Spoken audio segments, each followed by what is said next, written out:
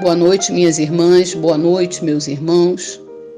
Vamos nos preparar para mais uma reunião de estudos doutrinários do Centro Espírita Isaac Lima. Sejam todos muito bem-vindos. Que a paz de Jesus esteja presente em nossos corações.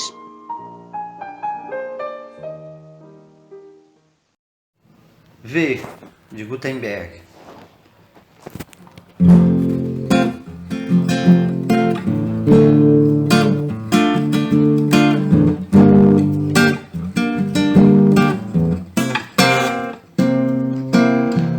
Vê, o vento balança a copa das árvores, os pássaros cantam melodias suaves,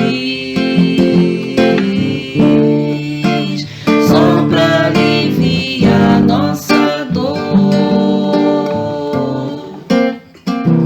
aliviar a dor.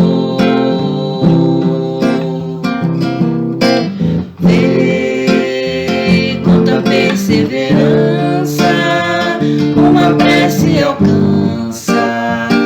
Os espíritos cantam canções de esperança, só pra aliviar nossa dor, aliviar a dor. Vê, o vento balança a copa das árvores, os pássaros cantam melodias suaves, só pra aliviar nossa dor, aliviar a dor. Vê quanta perseverança uma prece alcança. Os espíritos cantam canção de esperança, só pra aliviar nossa dor, aliviar a dor, só pra aliviar nossa dor,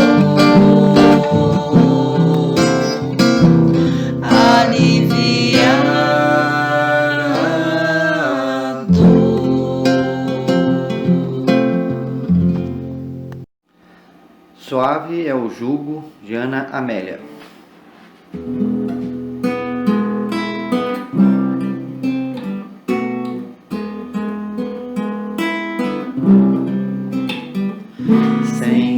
Senhor, tua luz traz imensa paz. Tu és a verdade e o caminho, porto seguro das aflições, amparo ao sofredor.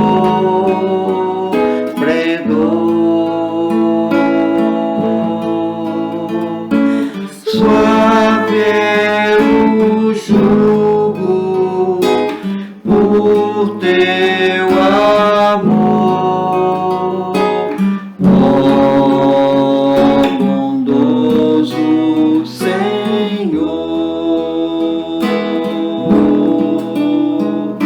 Suave é o jugo por teu amor,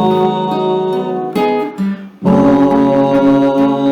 bondoso Senhor.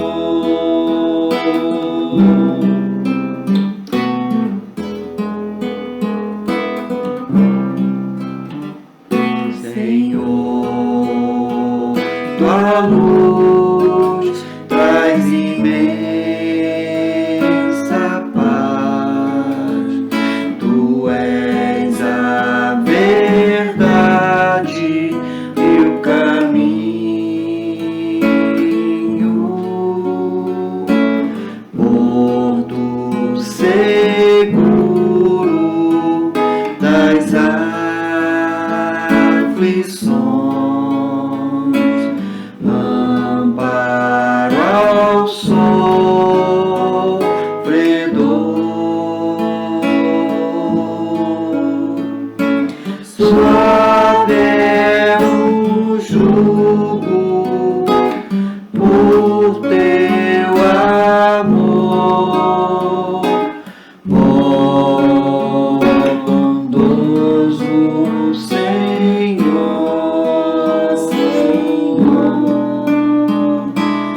Suave é o jugo por teu amor, bondoso Senhor.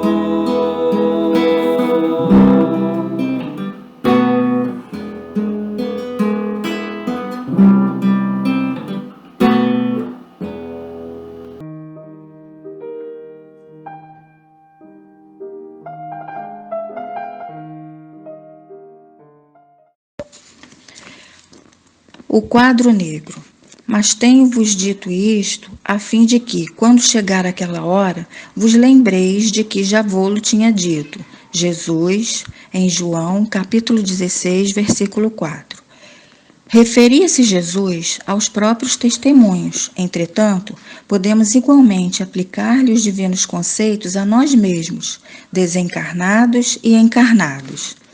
Cada discípulo terá sua hora de revelações do aproveitamento individual. As escolas primárias não dispensam o habitual quadro negro destinado às demonstrações isoladas do aluno. À frente do professor consciencioso, o aprendiz mostrará quanto lucrou sem os recursos do plágio afetuoso entre companheiros. Sobre a zona escura, o giz claro definirá fielmente a posição firme ou insegura do estudante. E não será isto mesmo o que se repete na escola vasta do mundo? O homem, nas lutas vulgares, poderá socorrer-se indefinidamente dos bons amigos. O pai permite semelhantes contatos para que as oportunidades de aprender se lhe tornem irrestritas. No entanto, lá vem aquela hora em que a criatura deve tomar o giz alvo e puro das realizações espirituais, colocando-se junto ao quadro negro das provas edificantes. Alguns aprendizes fracassam porque não sabem multiplicar os bens nem dividi-los. Ignoram como subtrair a luz das trevas, somam os conflitos e formam equações de ódio e vingança. Esquecem-se de que Jesus salientou o amor por máxima glória em todas as situações do apostolado evangélico e que mesmo na cruz, depois de receber os fatores da injúria, da perseguição, da ironia e do desprezo, somou-os na tábua do coração, extraindo a divina equação de serenidade, entendimento e perdão. Ó, vós que ides ao quadro negro das atividades terrestres, abandonai o giz escuro da desesperação, escrevei em caracteres de luz o que aprendestes do Mestre Divino, revelai o próprio valor. Lembrai-vos que instrutores benevolentes e sábios vos inspiram as mãos. Abençoai o quadro negro que vos pede o giz de suor e lágrimas, porque junto dele podereis conquistar o curso maior. Do livro Vinha de Luz, psicografia de Francisco Cândido Xavier, pelo Espírito Emmanuel.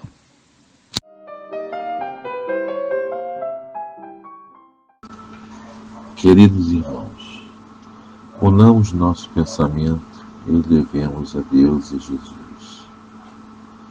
Agradeçamos por mais essa oportunidade de estudos desta doutrina que abraçamos. Peçamos aos mentores da Casa Isaac Lima a proteção para os trabalhadores da seara do Mestre Jesus. Peçamos que ilumine o palestrante que nos trará o estudo desta noite, intuindo de modo a trazer os ensinamentos que necessitamos. Peçamos pelos trabalhadores da área da saúde e profissões essenciais, pelos pesquisadores e governantes de todo o planeta. Que possamos passar por mais esta prova. Que assim seja.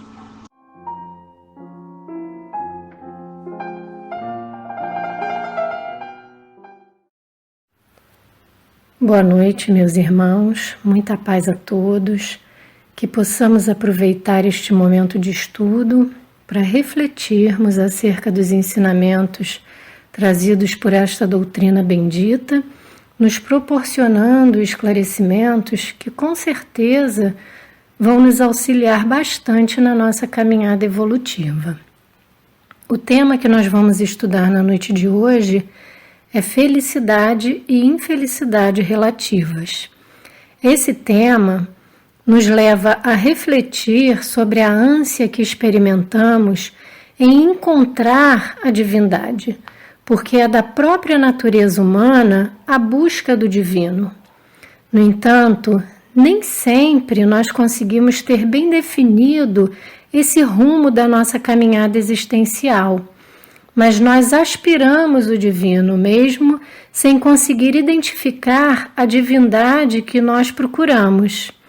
Quando nós falamos que o tema felicidade nos leva a refletir nessa busca incessante do ser pela divindade, é porque a felicidade é uma das expressões que mais caracteriza essa nossa necessidade de deificação, de encontro com uma satisfação plena.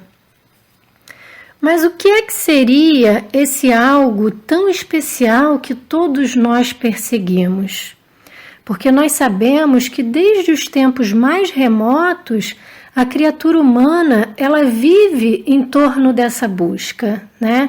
E o indivíduo deseja alcançá-la e para isso investe tudo o que lhe é possível. Mas nós temos uma grande dificuldade de conceber o que vem a ser felicidade, por não ser uma coisa concreta, por ser subjetiva. Da mesma maneira que nós temos dificuldade de entender e definir, por exemplo, o que seja o infinito e a eternidade, nós também não sabemos o que representa essa virtude ou essa faculdade de ser feliz, naquilo que há de mais amplo e de mais grandioso. E é natural que isso aconteça devido às dificuldades que nós passamos no nosso dia a dia. E é muito comum a gente ver pessoas desanimadas, dizendo que o mundo não tem mais jeito, que a humanidade não tem mais jeito, e o pessimismo parece tomar conta da humanidade. Então, Kardec, na quarta parte do Livro dos Espíritos, que se intitula Das Esperanças e Consolações, vem nos falar sobre felicidade e infelicidade relativas. E aí, na questão 920, ele pergunta aos espíritos se pode admitir que na Terra se experimente a felicidade plena, a mais completa felicidade.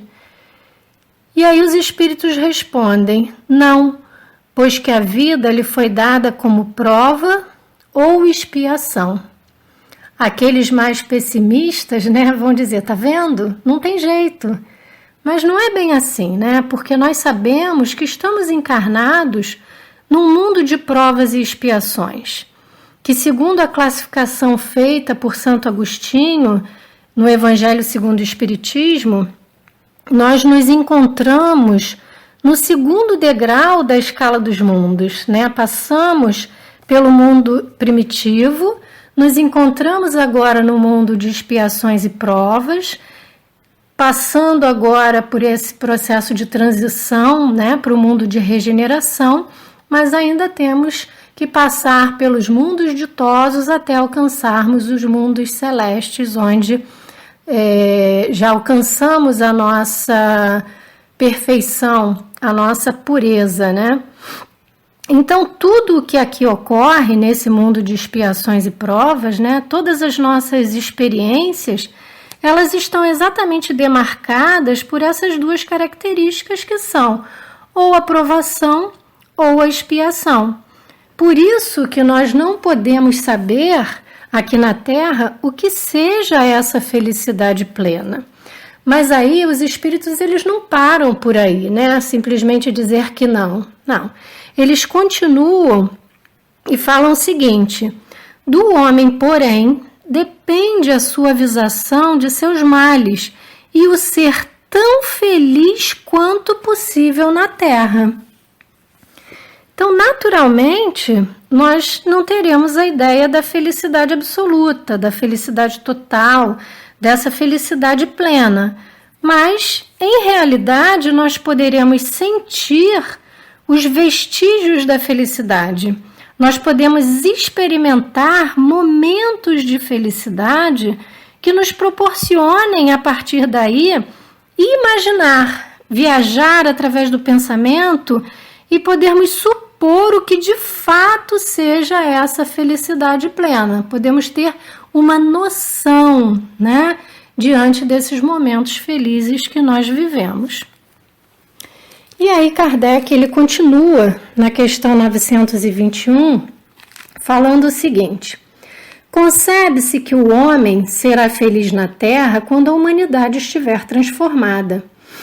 Mas enquanto isso não se verifica, poderá conseguir uma felicidade relativa? E os espíritos vão lhe responder: o homem é quase sempre o obreiro da sua própria infelicidade.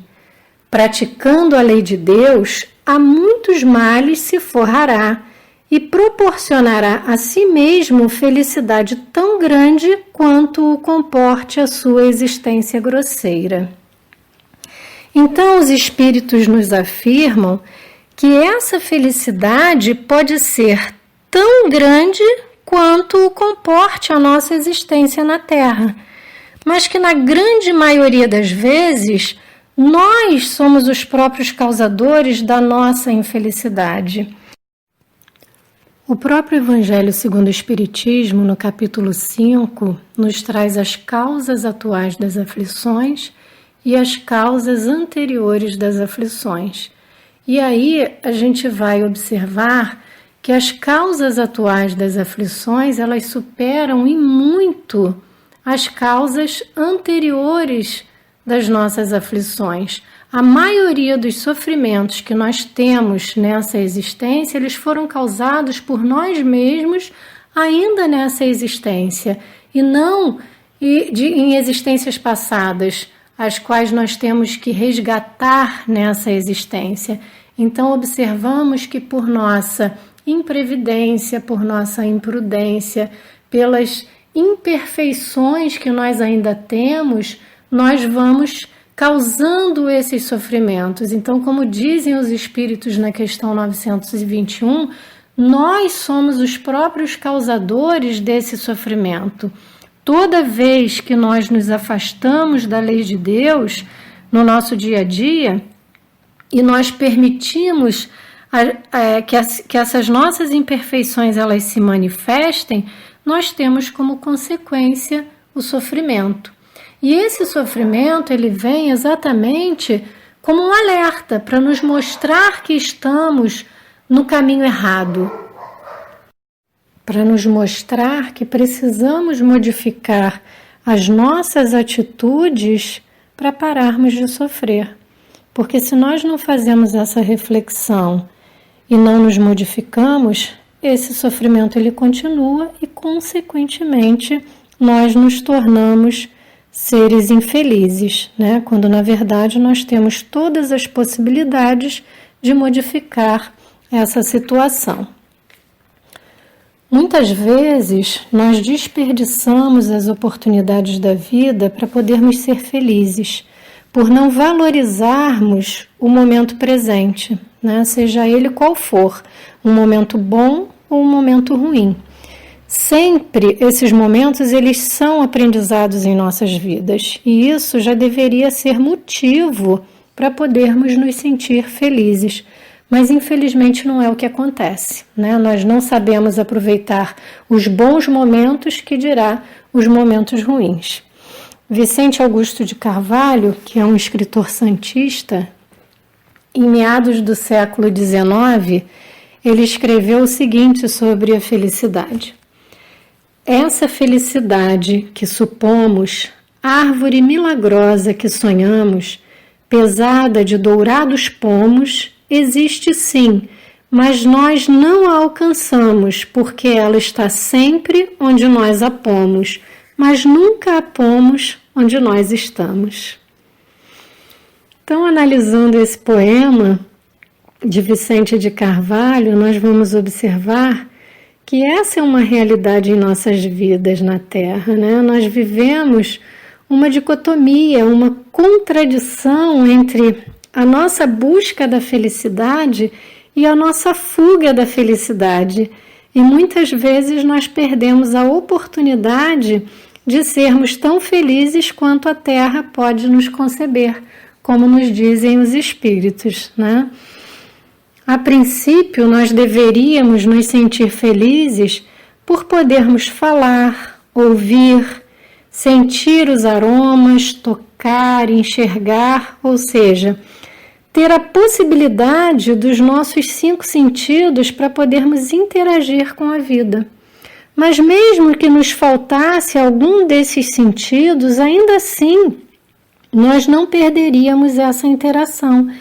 E isso deveria ser motivo de felicidade, né? Porque sempre temos motivos para nos sentirmos felizes, mas constantemente nós não valorizamos esses momentos e estamos o tempo todo adiando essa felicidade para um momento onde nós achamos que pela conquista de algo nós seremos felizes, né?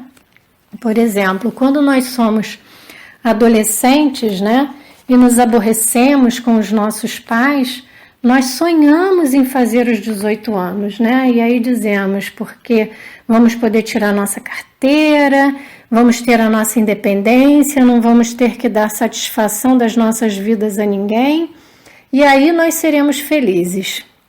Só que quando nós fazemos 18 anos, né, junto com a idade vem as responsabilidades, né? Nós passamos a responder judicialmente por tudo que nós fazemos, né?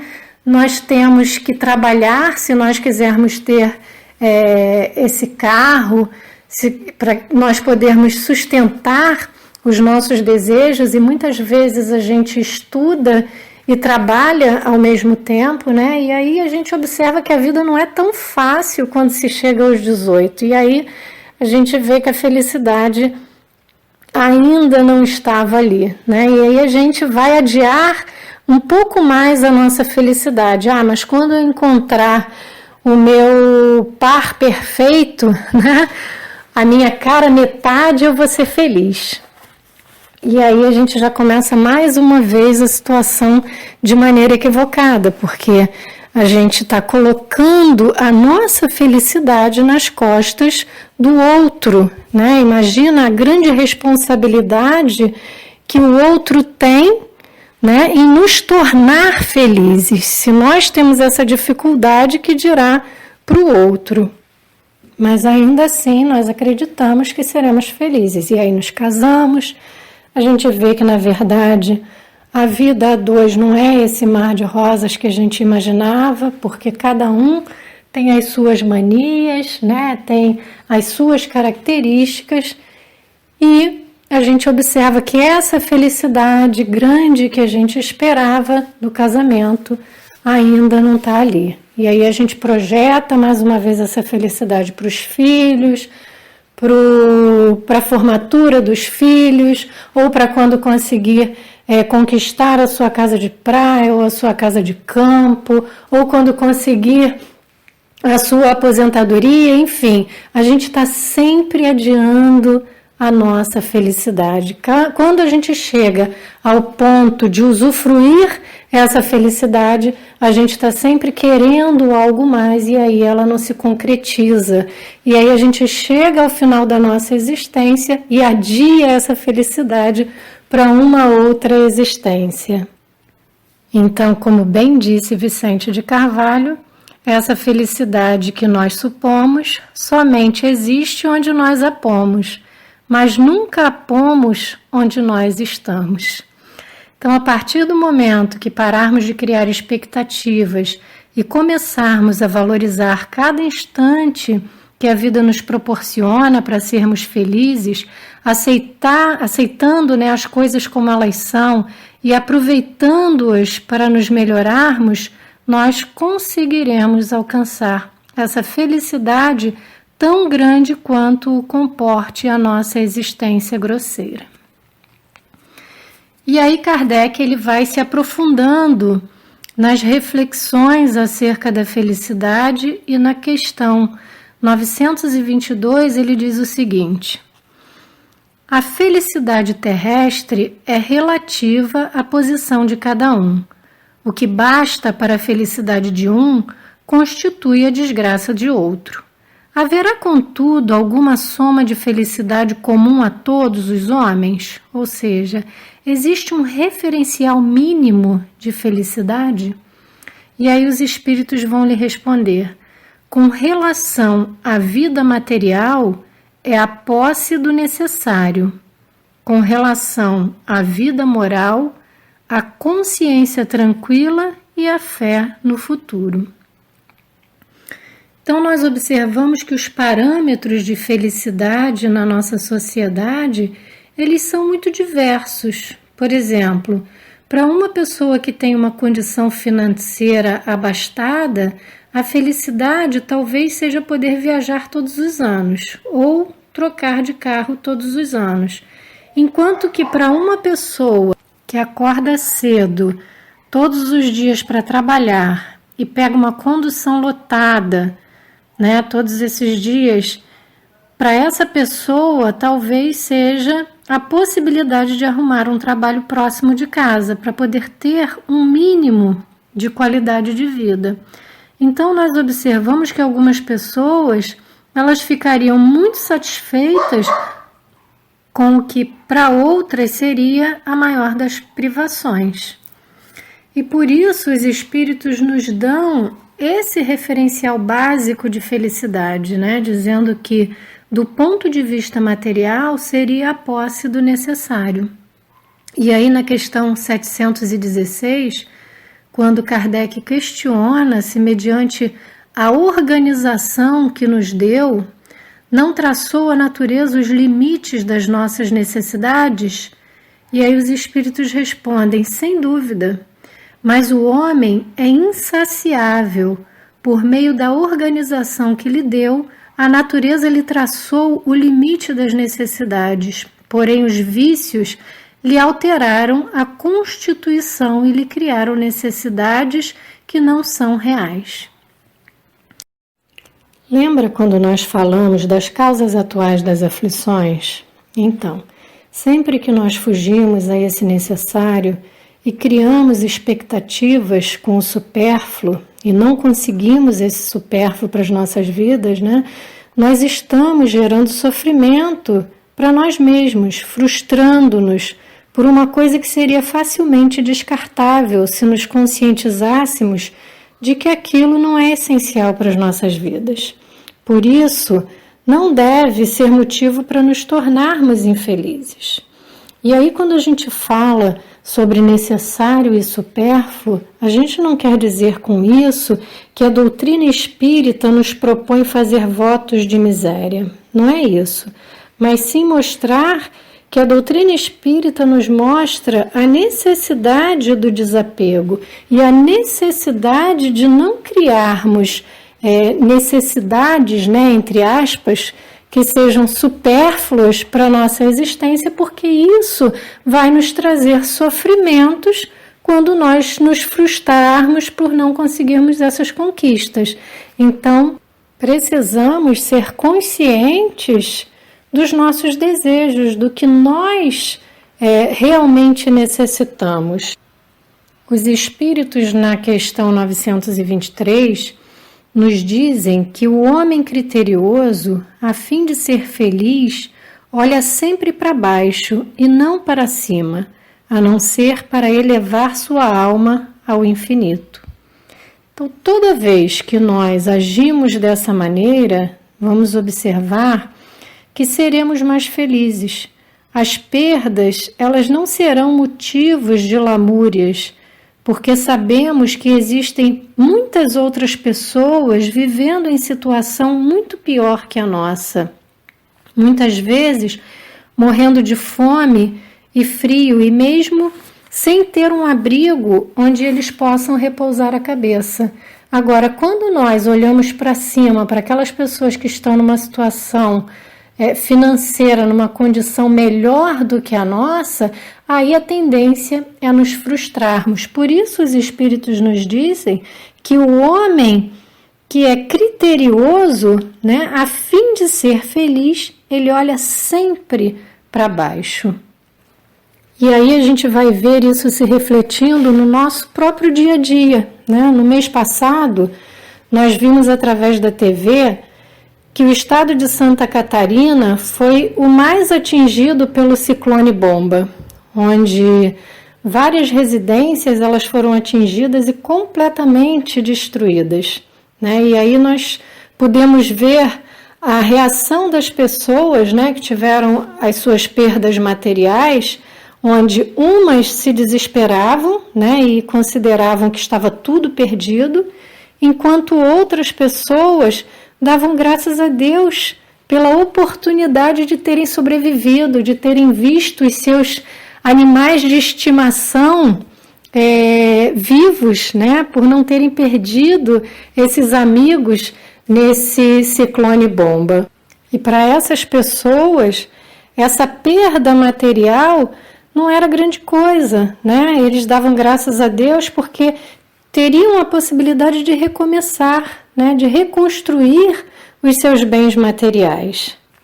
Então, nós observamos que são situações idênticas, mas com reações opostas, né? Com reações completamente diferentes a essas intempéries, a essas provações que a vida nos traz, né? E nós concluímos, como dizia Paulo de Tarso, devemos em tudo dar graças, porque esta é a vontade de Cristo Jesus para conosco. E dessa maneira, nós estamos aprendendo a ser felizes tanto quanto nos permite a nossa condição grosseira, né? Porque nós sabemos que para tudo existe uma explicação, né? E conhecedores da imortalidade da alma e da pluralidade das existências, sabemos que as vicissitudes da vida, elas derivam de uma causa.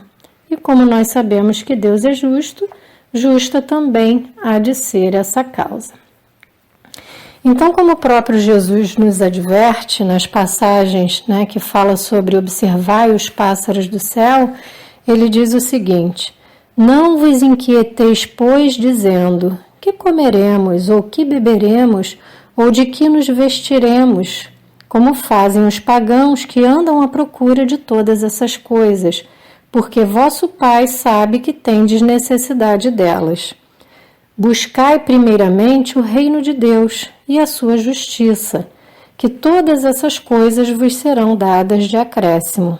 Assim, pois, não vos ponhais inquietos pelo dia de amanhã, porquanto o amanhã cuidará de si. A cada dia basta o seu mal. Então, desde que façamos a nossa parte e não fiquemos de braços cruzados aguardando que as coisas caiam do céu, não precisamos nos preocupar excessivamente com o necessário, porque de alguma maneira esse necessário ele será provido. Porque, como dizem os Espíritos na questão 930 de O Livro dos Espíritos, numa sociedade organizada, segundo a lei do Cristo, ninguém deve morrer de fome. Então, sempre existirão meios para poder sanar as necessidades de quem quer que seja, né? Por isso que aquele que é responsável por provocar a miséria alheia assume graves compromissos com a lei divina, onde mais cedo ou mais tarde terá que prestar conta dos seus atos. Então, como dizia Mahatma Gandhi, né, o mundo é capaz de prover para todos o suficiente às suas necessidades básicas, mas não é grande o bastante para prover os desejos de uma só mente ambiciosa. Kardec, na questão 932, nos faz refletir sobre a influência que o mal exerce sobre a humanidade, se sobrepujando à influência dos bons. E os espíritos nos dizem que esse mal se sobrepuja por fraqueza dos bons, pois os maus são intrigantes e audaciosos, enquanto os bons são tímidos, mas que quando os bons quiserem e deixarem de ser tímidos, o bem preponderará. Dr. Bezerra de Menezes costumava dizer que a questão é que o bem calça sandálias de veludo e o mal tamancos de madeira. Ou seja, o mal faz alarde, o mal vende jornal, ganha amplitude dentro das nossas casas. O mal é lucrativo para aqueles que o fomentam, enquanto que o bem é silencioso e sutil.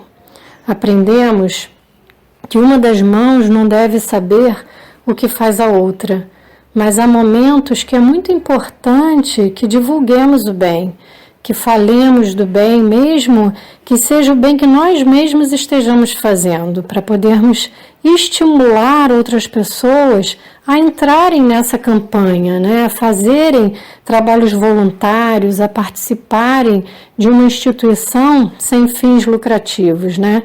Para endossarem a onda das boas ações, porque o mal, ele não tem fronteiras, o mal ele é divulgado, é comentado, ele é propagado o tempo todo, mas em relação ao bem, por uma questão de modéstia e de não querermos apresentar os nossos feitos, né, sejam eles numerosos ou inexpressivos, a gente se cala, né?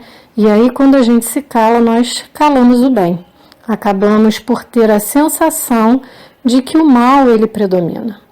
Só que o mal ele não predomina. O que predomina é o alarde. O que predomina é o medo, a apreensão. E isso tem, de alguma forma, permanecido, né? Por isso, é indispensável que comecemos a alardear o bem, para que este predomine, deixando de ser tímido, como nos orientam os benfeitores espirituais. Nós estamos, então, nos aproximando do término da nossa reunião e nós sugerimos, né, que todos aqueles que estão nos ouvindo neste momento possam fazer a leitura do Livro dos Espíritos, das questões 920 a 933, referentes a esse estudo da noite de hoje, né? Porque nós não temos tempo de comentar item por item, né? Mas é interessante nós fazermos uma leitura completa, porque o nosso aprendizado ele é muito favorecido com essa prática, tá? Então, é bom que estudemos, né, que possamos ler principalmente essas obras básicas. Então, Kardec, lá no final da questão 933, né, nos comentários, ele diz o seguinte: de ordinário, o homem só é infeliz pela importância que liga às coisas deste mundo. Fazem-lhe a infelicidade, a vaidade, a ambição e a cobiça desiludidas. Se colocar fora do círculo acanhado da vida material, se elevar seus pensamentos para o infinito, que é seu destino, mesquinhas e pueris lhe parecerão as vicissitudes da humanidade, como são as tristezas da criança que se aflige pela perda de um brinquedo que resumia sua felicidade suprema. Aquele que só vê felicidade na satisfação do orgulho e dos apetites grosseiros é infeliz, desde que não os pode satisfazer, ao passo que aquele que nada pede ao supérfluo é feliz com o que os outros consideram calamidades. Então, meus irmãos, que nós possamos aprender a ser felizes onde Deus nos colocou, fazendo a parte que nos cabe, né, para podermos diminuir as misérias humanas e nos melhorando como espíritos imortais que somos, né, a caminho dessa nossa evolução espiritual, diminuindo assim essas necessidades, né, entre aspas, que nós vamos criando ao longo da nossa existência, para que possamos alcançar essa felicidade plena, né, que todos nós buscamos. Nós vamos agora fazer a leitura de uma história do livro Jesus no Lar, para a gente poder finalizar, porque ela fala da receita da felicidade. E ela fala assim: Tadeu, que era dos comentaristas mais inflamados no culto da Boa Nova em casa de Pedro, entusiasmara-se na reunião, relacionando os imperativos da felicidade humana e clamando contra os dominadores de Roma e contra os rabinos do Sinédrio. Tocado de indisfarçável revolta, dissertou largamente sobre a discórdia e o sofrimento reinantes no povo, situando-lhes a causa nas deficiências políticas da época, e depois que expendeu várias considerações preciosas em torno do assunto, Jesus perguntou-lhe: Tadeu, como interpreta você a felicidade? Senhor, a felicidade é a paz de todos. O Cristo estampou significativa expressão fisionômica e ponderou: Sim, Tadeu, isto não desconheço. Entretanto, estimaria saber como se sentiria você realmente feliz. O discípulo, com algum acanhamento, enunciou: Mestre, suponho que atingiria a suprema tranquilidade se pudesse alcançar a compreensão dos outros. Desejo para esse fim que o próximo me não despreze as intenções nobres e puras. Sei que erro muitas vezes, porque sou humano. Entretanto, ficaria contente se aqueles que convivem comigo me reconhecessem o sincero propósito de acertar. Respiraria abençoado júbilo se pudesse confiar em meus semelhantes, deles recebendo a justa consideração de que me sinta credor em face da elevação do meu ideal. Suspiro pelo respeito de todos para que eu possa trabalhar sem impedimentos. Regozijar-me-ia se a maledicência me esquecesse. Vivo na expectativa da cordialidade alheia e julgo que o mundo seria um paraíso se as pessoas da estrada comum se tratassem de acordo com o meu anseio honesto de ser acatado pelos demais. A indiferença e a calúnia doem-me no coração. Creio que o sarcasmo e a suspeita foram organizados pelos espíritos das trevas para tormento das criaturas. A impiedade é um fel quando dirigida contra mim. A maldade é um fantasma de dor quando se põe ao meu encontro.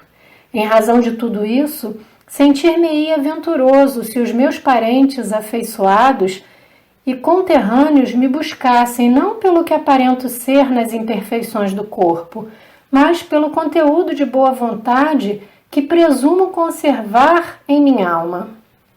Acima de tudo, Senhor, estaria sumamente satisfeito se quantos peregrinam comigo me concedessem direito de experimentar livremente o meu gênero de felicidade pessoal, desde que me sinta aprovado pelo código do bem no campo de minha consciência, sem ironias e críticas descabidas.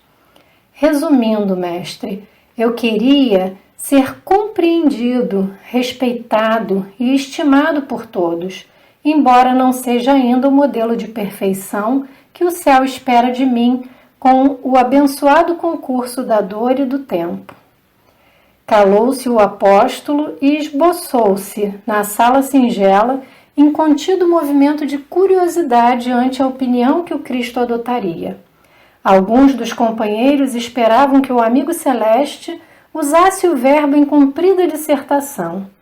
Mas o mestre fixou os olhos muito límpidos no discípulo e falou com franqueza e doçura. Tadeu, se você procura então a alegria e a felicidade do mundo inteiro, proceda para com os outros como deseja que os outros procedam para com você. E caminhando cada homem nessa mesma norma, muito breve estenderemos na terra as glórias do paraíso. Então, se nós queremos a felicidade para nós, que nós comecemos assim, fazendo aos outros o que nós gostaríamos que nos fizessem. Muita paz a todos.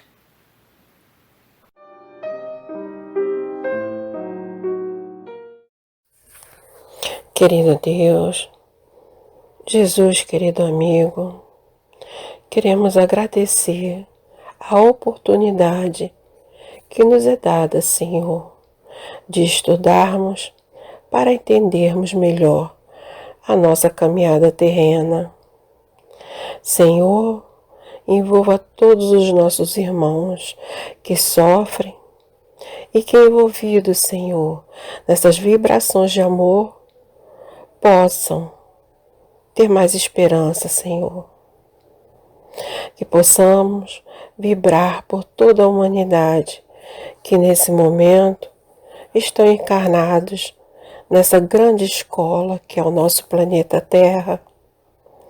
Que possamos, Senhor, caminhar conforme as Tuas leis para nos melhorar, Senhor, e assim ajudar e amar mais o nosso próximo. Que possamos também, Senhor, ser mais humildes, mais resignados e gratos, Senhor, pelos momentos que às vezes achamos que não são bons para nós, mas que com certeza, Senhor, servem de aprendizado, como o atual momento que passamos, pois sabemos, Senhor, que é da Tua vontade e para, como eu já disse, melhor aprendizado desses Teus filhos, ainda tão ignorantes e tão carentes de conhecimento do Teu Evangelho. Obrigada, Senhor, mais uma vez, pela oportunidade de estudo da noite de hoje, que com certeza, Senhor, acendeu mais uma luz na nossa alma. Obrigada à espiritualidade amiga e aos benfeitores espirituais que estão sempre conosco, Senhor, nos ajudando nessa caminhada. Muita paz a todos, que assim seja. Graças a Deus, graças a Jesus.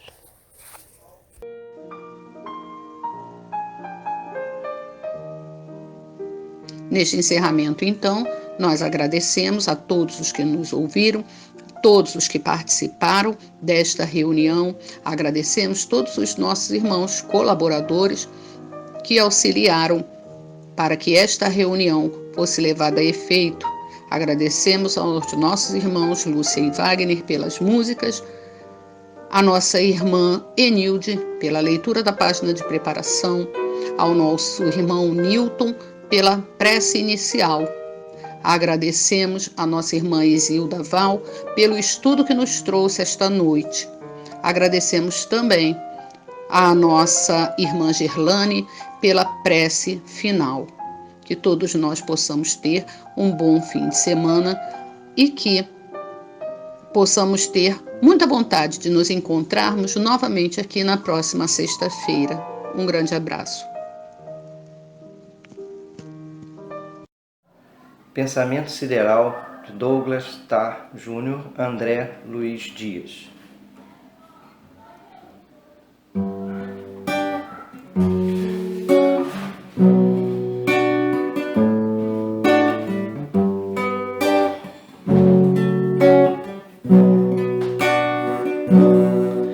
Quero ser um anjo, quero ser imortal, quero ser um pensamento sideral. Quero viajar na velocidade da luz, ir aonde o pensamento me conduz. Quero ser um anjo, quero ser imortal, quero ser um pensamento sideral. Quero viajar na velocidade da luz, e aonde o pensamento me conduz. Me leva até onde o céu está. Nem dor, nem medo, não. Na luz que extermina a escuridão, na paz, na voz que me faz ressoar.